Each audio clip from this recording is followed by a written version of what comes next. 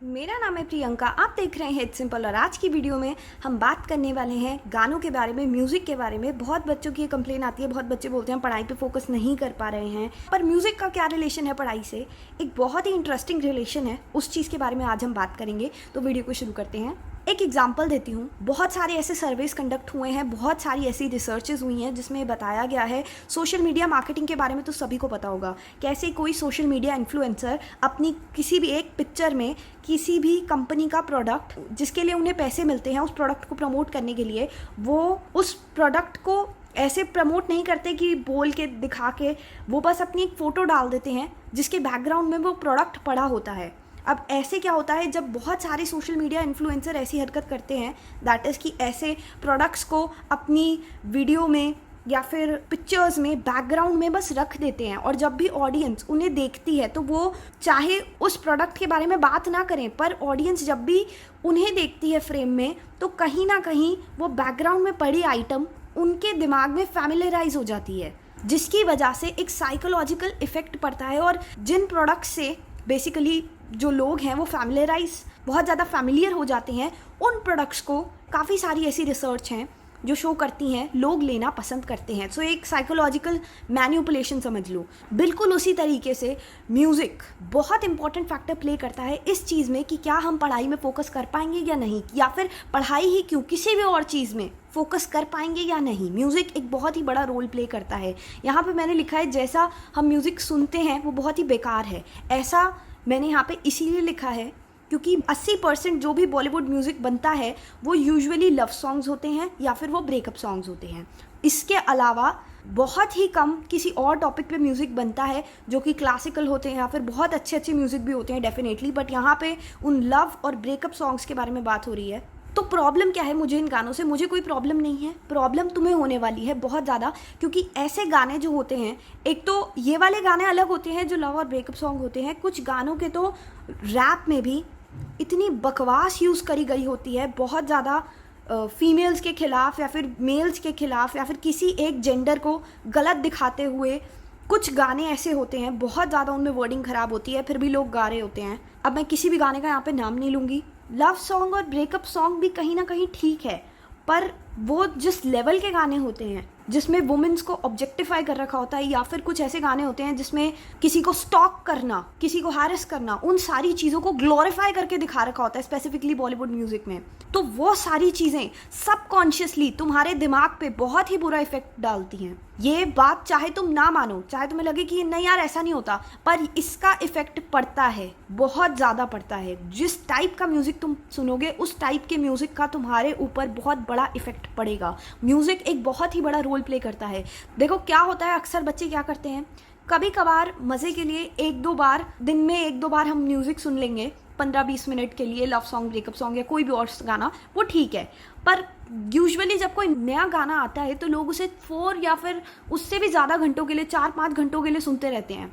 अगर हम कोई गाना सुन रहे हैं एंटरटेनमेंट पर्पस के लिए तो वो ठीक है, बट जब पेपर आने वाले हैं, जब एग्जामिनेशन डेज चल रहे हैं, जब हमें पढ़ाई पे फोकस करना है, एक ही गाना सुनते रहोगे सुनते रहोगे सुनते रहोगे, उस गाने की वर्डिंग जो कि बहुत ही घटिया होगी, वो बहुत ही इनएप्रोप्रिएट होगी, चाहे वो किसी को स्टॉक करने के बारे में हो, हैरेस करने के बारे में हो, या फिर फीमेल्स को नीचा दिखाने की हो, कुछ ऐसे गाने डेफिनेटली शब्दों पे बहुत ज़्यादा फोकस करना चाहिए, क्योंकि यही शब्द अगर तुम 4 घंटे तक सुनी जा रहे हो, क्या उस म्यूज़िक का खुद सोचो तुम्हारे दिमाग पे सबकॉन्शियस लेवल पे इफेक्ट नहीं पड़ेगा? डेफिनेटली पड़ेगा, 100% पड़ेगा। चाहे आज हम इस बात को ना माने, पर वो म्यूज़िक हमें बहुत बड़ी तरीके से इम्पैक्ट करता है हमारी लाइफ में। बिल्कुल इसे इस तरीके से समझ लो कि कहते हैं ना, संगति का असर होता है कि एक खराब मछली पूरे तालाब को ख़राब कर देती है। बिल्कुल इसी तरीके से जिस तरीके का गाना तुम सुनोगे वो गाना डेफिनेटली तुम पे बहुत ज़्यादा इफेक्ट करने वाला है। अब इसका ये बिल्कुल भी मतलब नहीं है कि बिल्कुल ही गाने सुनने छोड़ दो, कि लव सॉन्ग्स या ब्रेकअप सॉन्ग सुनने छोड़ दो, बिल्कुल नहीं, ऐसा कुछ नहीं कह रही हूँ मैं यहाँ पे।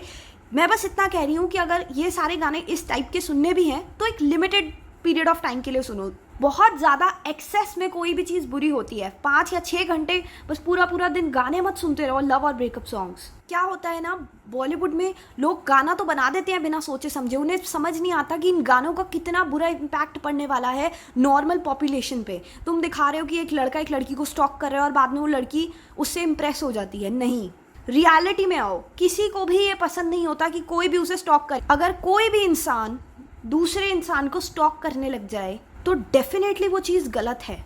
उसको ग्लोरीफाई करके दिखाना, उस पर गाने बनाना, उसको और इम्पोर्टेंस देना, ये चीज़ गलत है। और उस गाने को जब हम 50,000 बार सुनेंगे तो इससे डेफिनेटली सबकॉन्शियस लेवल पे कहीं ना कहीं हम उस गलत चीज़ को जस्टिफाई कर रहे हैं, देख देख के या फिर सुन सुन के, और इसका बहुत ही बड़ा और बुरा इम्पैक्ट पड़ने वाला है। डेफिनेटली म्यूज़िक को कभी कभार बच्चे फोकस के लिए भी यूज़ करते हैं जिसमें कोई लिरिक्स नहीं होती, जो सिर्फ बीट पे होते हैं या फिर जो सिर्फ साउंड्स होती हैं, काइंड ऑफ रिदम, वो वाले बच्चे फोकस के लिए डेफिनेटली यूज़ करते हैं जिनमें लिरिक्स नहीं होती बिल्कुल भी, जिनमें कोई वर्डिंग ही नहीं होती, बस एक ट्यून चल रही होती है, राइट।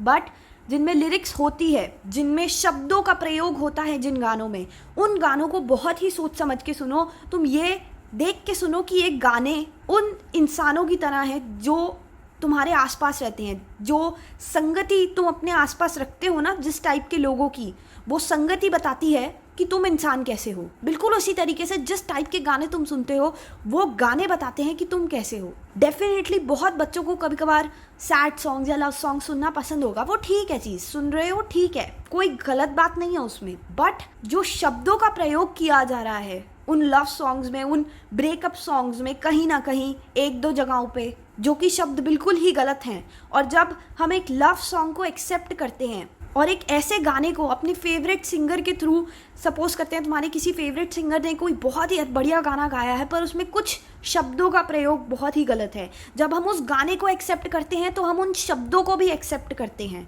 उसकी एक एक वर्डिंग को भी, उसमें जो जो एक्टर हैं, जो वो एक्टर हरकतें कर रहे हैं उन्हें भी एक्सेप्ट करते हैं। So be careful of what you are accepting, क्योंकि यही एक्सेप्टेंस आगे जाके तुम्हारा कैरेक्टर निर्धारित करेगी, तुम्हें शेप करेगी यही एक्सेप्टेंस, यही संगति।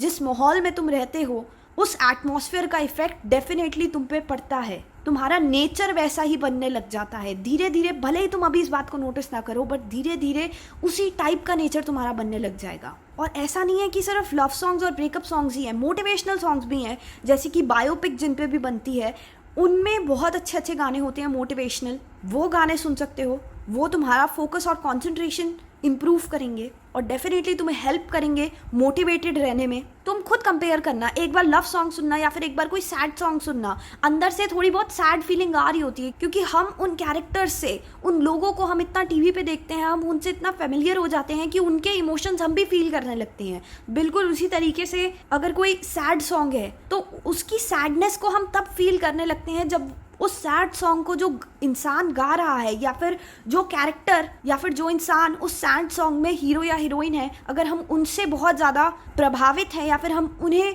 बहुत ज़्यादा आइडल मानते हैं तो हम उनके इमोशंस फील करने लगते हैं। बिल्कुल उसी तरीके से उसी सैड सॉन्ग के कंपैरिजन में किसी बायोपिक में कोई मोटिवेशनल गाना देखना, वो मोटिवेशनल सॉन्ग सुनने के बाद जो असल में मोटिवेशन तुम्हें मिलेगी ना कुछ करने की, वो उस सैड सॉन्ग के डिप्रेशन से कहीं ज़्यादा अलग होगी।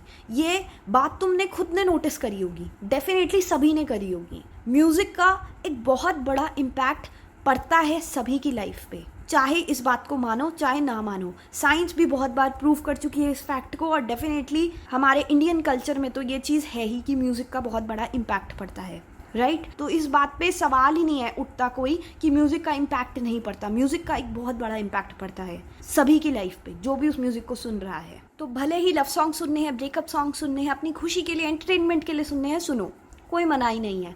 पर ऐसे गाने मत सुनो किसी भी ऐसे सिंगर के या किसी भी ऐसे व्यक्ति के, इंसान के, जिसने बहुत ही गलत शब्दों का और गलत चीज़ों को ग्लोरीफाई कर रखा हो अपनी वीडियोस में या फिर अपने गाने में, क्योंकि उससे तुम्हारे सबकॉन्शियस माइंड पे, तुम पे और साइकोलॉजिकली बहुत बुरा इफेक्ट पड़ने वाला है, ठीक है। तो गाने ज़रूर सुनो पर सोच समझ के, ठीक है। तो ये वीडियो यहीं पे समाप्त होती है।